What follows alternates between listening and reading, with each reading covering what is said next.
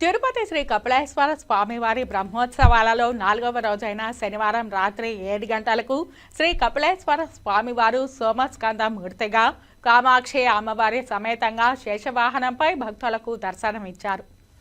భజన మండల కోలాటాలు, భజనలు, మంగళ వాయిద్యాల నడుమ పురవీధుల్లో వాహన సేవ కోలాహలంగా జరిగింది.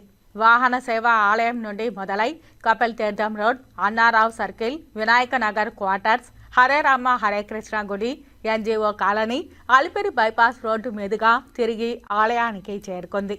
భక్తులు అడుగడుగున కర్పూర హారతులు సమర్పించారు. వెంకటాచలంపై శిలలన్నీ ఆదిశేషుని పడగలై.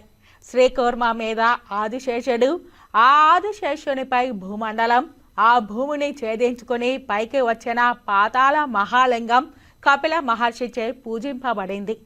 ఆ లింగం వెలసిన ఈ ప్రదేశం కైలాసం వంటి మహిమాన్విత దివ్యక్షేత్రం. ఆదిశేషుని పడగల పైనున్న మణులతో కపిలలింగం నిరంతరం దీప కైంకర్యాన్ని అందుకుంటోంది.